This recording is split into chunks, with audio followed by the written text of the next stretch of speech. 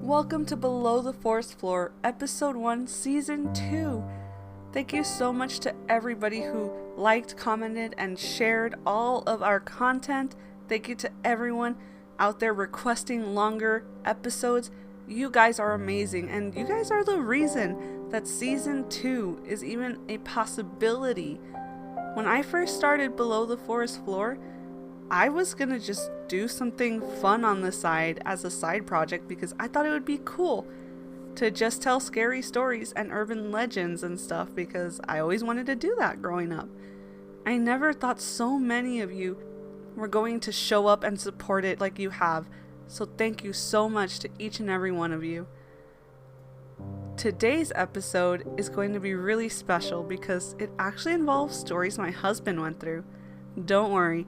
Season 2 isn't going to be all personal scary stories, but the reason I'm going to be doing this for this particular episode is because in the Victorian era, during the month of December and Christmas time, Victorian people told scary stories or ghost stories.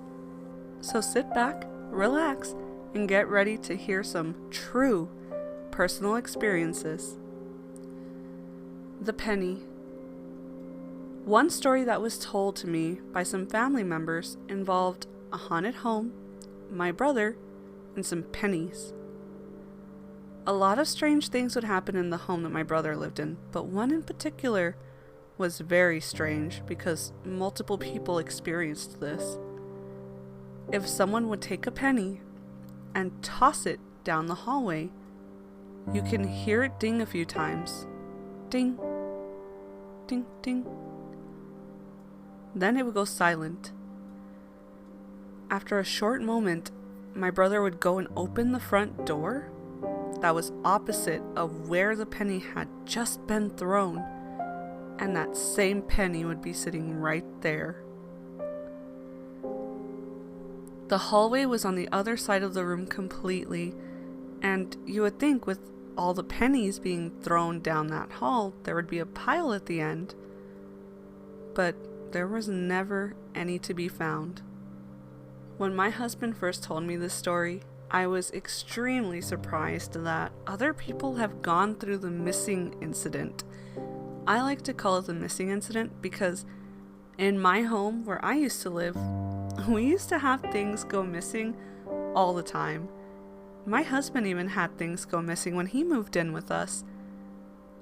I remember that this one time we had a grocery bag full of groceries and we had a human chain going on where my brother would get something out of the car, he would hand it to me in the living room, I would take that bag and hand it to my mom who was putting groceries in the fridge so that things were just going a lot quicker.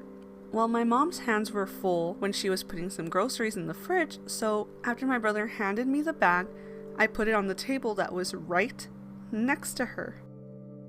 She was right there next to the table. That was our grocery bag table. It was near the fridge, so it would be easy for us to get to it. Well, I turned back to go get the next bag from my brother, and I put it down, not seeing if my mom had grabbed it or not. And eventually we got through all the grocery bags. By the time we finished up, my mom said, "It took you a while to get to that other grocery bag." And I said, "What do you mean?" And she was like, "After I finished putting the food away, I was waiting for a good little while before you showed up with another bag." And I was like, "Well, no, it was the same amount of time it had been." She was like, "Oh, did you notice we're missing some stuff?" And I said, "We are?" So I went to the fridge and I looked, and we were missing about 6 to 7 items and we couldn't find them. And I told her, "Well, that was in that bag I put down." And she said, "You didn't put a bag down." And I said, "Yes, I did. You were putting stuff in the fridge when I put it down." So we looked all over the house, and she's like, "Well, maybe you thought you put it down." And so we looked all over the house and we never found that bag. We never found those groceries. But I remember my brother handing me that bag, and he remembers handing me that bag. And I remember putting it down next to my mom at that table. And our house wasn't very big. There is not any place that could have been put. We didn't even have closets, so there was nowhere to hide it. And I just thought it was interesting that other people have gone through these missing incidences with items. And the one that my husband went through, he lost a whole frisbee that he was planning to give his dad, and then one day it just showed up.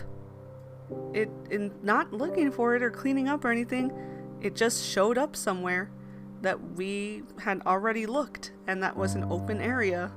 Have you guys ever gone through anything like that? If so, please feel free to tag me in your stories on Instagram, Twitter, Facebook. We are on most social media platforms if you guys want to get a hold of us. Our next story happened in that house I was just telling you about where I used to live and all the creepy stuff happened, called the water droplet. One time when I was living with my girlfriend, now wife, I had fallen asleep on the bed when suddenly I was awakened by a water droplet falling onto my forehead. I went to wipe it off and there was nothing. It was completely dry. I immediately got up to check the ceiling and there were no leaks or anything. There weren't even clouds in the sky that day. There was no evidence of any leak ever happening, but I could have sworn that water fell on my head. I did think it's really interesting that this was the first experience my husband had when he moved in with us, and right before he moved in with us, I told him, "Our house is haunted." And he said, "Oh, okay." It's not that he didn't believe me. He's just a very logical person. And he likes to figure out what the non-supernatural things are that cause certain things to happen that seem supernatural, which I completely understand. If something strange happens, the first thing you want to do is not think it's a ghost.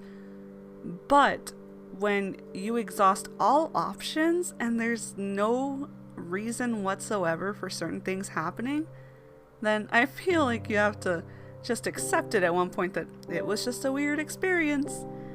And funny enough, this kickstarted so many experiences that we had in that house together, including one that my mom was even there for. Maybe we'll get back to that at the end of the episode though, because we're going to move on to his next story that involves his own mom. My mom had a moment that was really strange after I'd moved away from home and gone and lived in Maryland. It had been a couple of years, and she was sitting at the dining room computer desk on social media. She heard my voice say, "Hey, Mom."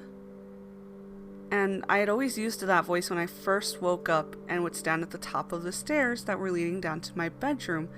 So she turned in the direction where she heard that voice coming from, and she responded with, "Yeah?" without even thinking, and she saw nothing standing there.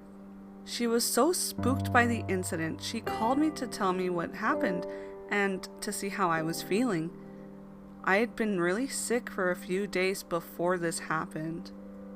I think it's really interesting that this happens with so many families. Call it intuition, but I think it's so much more than that. My mom has these moments with her own sister. Sometimes one of them will feel pain and the other one will just feel that same pain, and they'll call each other and ask what's going on. And even my husband and I have been going through these moments as well. One of us will have a headache and then the other one will get it.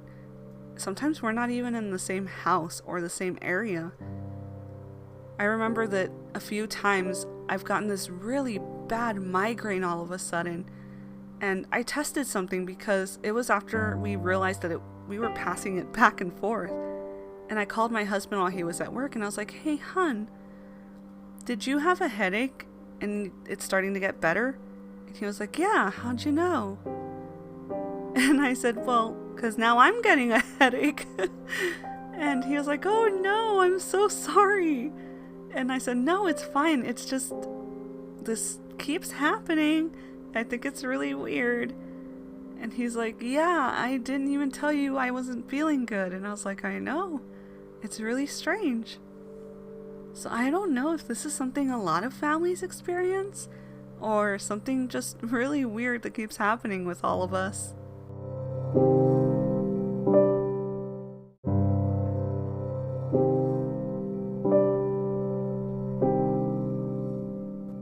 Our next story is called The Feeling. the stories I'm about to tell you happened at my husband's places of work. Now remember, in that last episode of last season, I told you guys about how I feel like almost all, if not completely all, Texas schools are haunted in one way or another because of my personal experiences. Well, my husband got a taste of this when he started working at a school in Texas. This story is called The Feeling. One day, when working as a middle school custodian in Texas, I would often have weird feelings being on the 3rd floor at night when the lights were off in the halls. Like I was being watched whenever I passed in front of a classroom door window. It got so bad that I started leaving the hall lights on until I was about to go back to my area on the 2nd floor. And then I would just turn them off right as soon as I finished and run. I never had any of those feelings on the 2nd floor in the year I was there, except for the one time that I actually saw something. Before we go on to the next story, I just wanted to say that my husband does not do that. He is very much the person I call when I want the lights turned off, because he does not usually get weird feelings about places.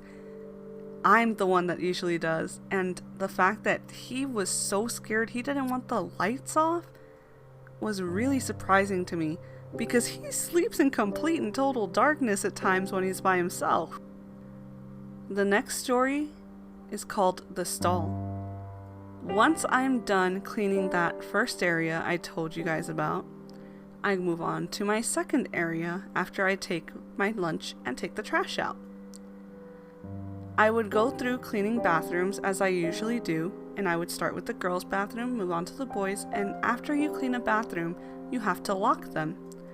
Well, I walked into the girls' bathroom, and when I walked into the bathroom, the first thing I saw in the first toilet stall was a ghostly white figure in the mirror. It happened in a split second, but I panicked and I backed out of the room immediately and locked it up and finished the rest of my area.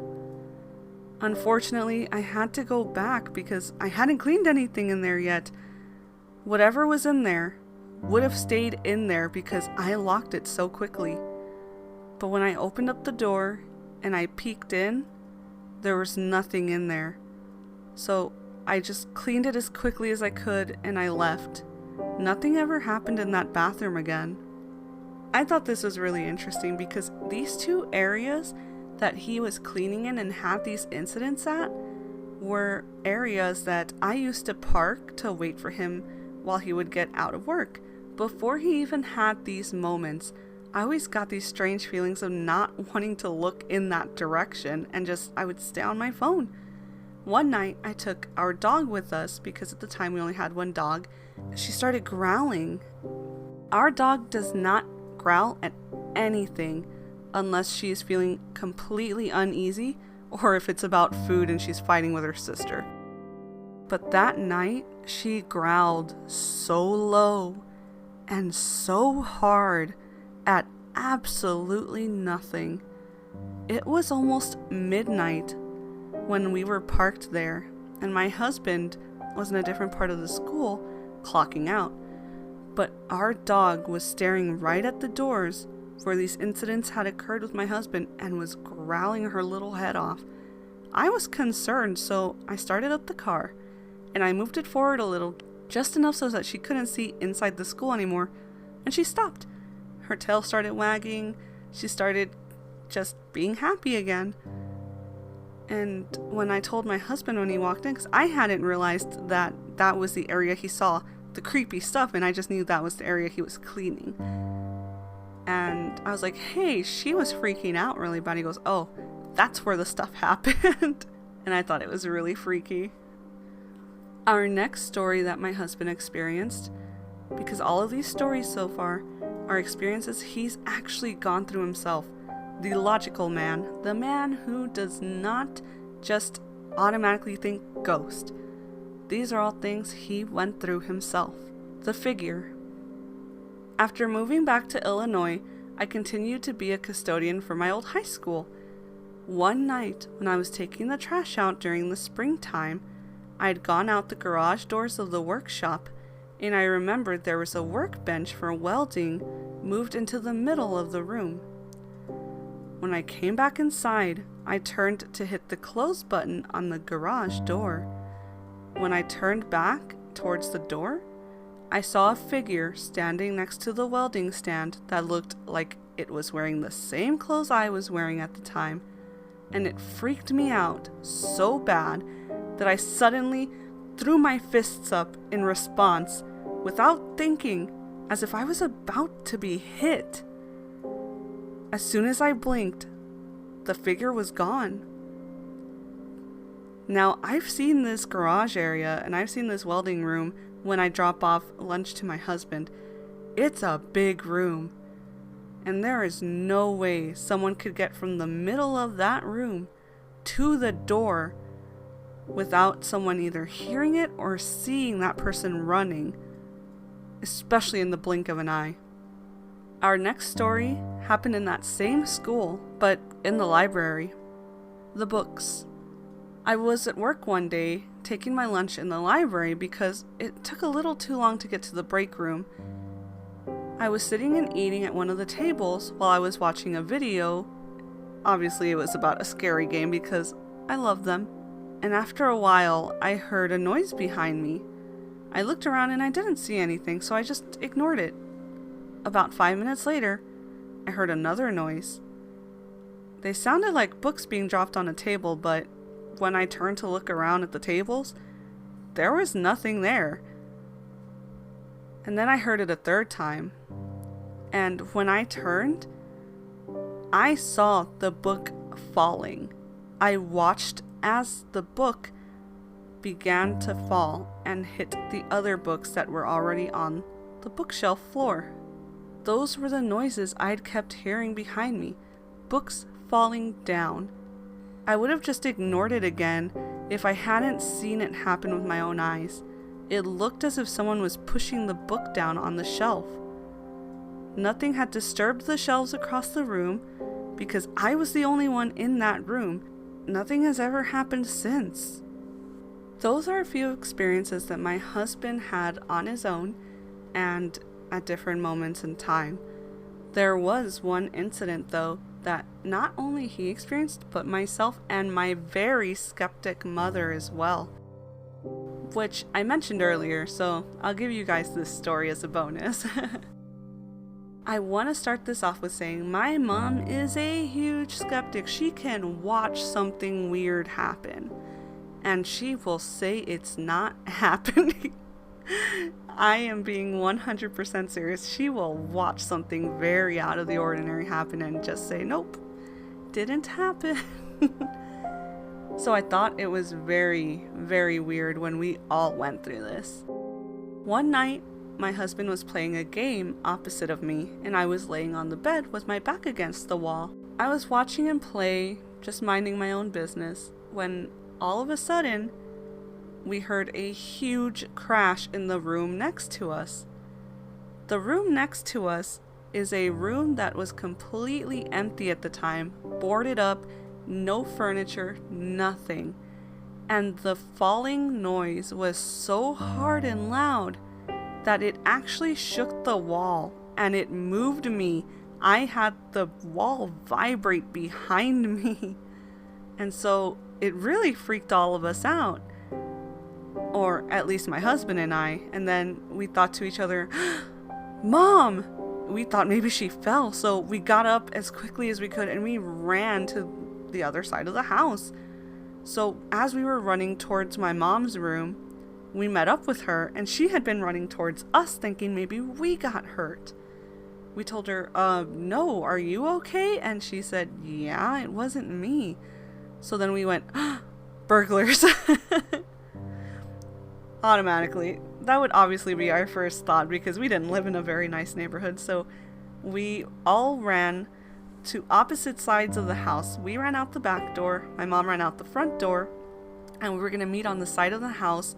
That was the only side of the house that didn't have people living in it, to try to see if we could catch the person who was trying to break in. We get to that side of the house, and we find each other, but no person.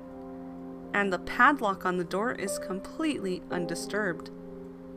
The windows aren't even broken. Nothing. So we look at each other and we ask my mom if she has the keys to the padlock. She said yes, and she pulled them out and opened up the padlock. My husband volunteered to go first. He went in and he didn't see anything, so we followed him. That area where we heard the crash is a 2-room area. It's got a bathroom and a bedroom, and that's it. And my mom had recently gutted the whole thing and cleaned the whole thing out. It had no furniture. It didn't even have a floor. You could see the pipes going to the toilet. That's how empty this room was. But we had heard something. We heard a crash, and it was not just a noise, because I felt the wall rumble against my back. And it was not thunder, because there was no thunderstorms for that night whatsoever, and there was no rain. We searched the whole area in the 2 little rooms that were in there with not even a closet, and we couldn't find anything that could have made that noise because it was empty. My mom, being my mom, said, "Oh, it was just probably a possum that fell from the tree. Oh, it was just probably something else. You know, you never know." And my husband and I looked at each other, and we looked at her, and we said, "There's no way that's possible." And so she was like, "Yeah, let's go check." And we went and we checked the roof of the house, because we would have seen something climbing down or coming down the roof. We've had plenty of big creatures fall on the roof of the house, and nothing ever shook the wall like that or made a noise that horribly large. And I remember looking at my husband and being like, "Is it fun living in a haunted house?" Those are some of the stories we experienced. Maybe later in the season we'll get to a few more of them, because I actually have a generational curse that I can talk about sometime soon. I really enjoy telling those stories to you guys, and honestly, they'll always have a home here with us, below the forest floor. Thank you so much for listening, everyone. I really appreciate all of your support, and I hope you guys enjoyed the stories. Remember, they're all true, and they're all things we experienced, and that's not even half of them. Remember, next week we're going to be talking about chain letters, their scary origin, and how we still use them today. Hope to see you guys next Saturday. Bye!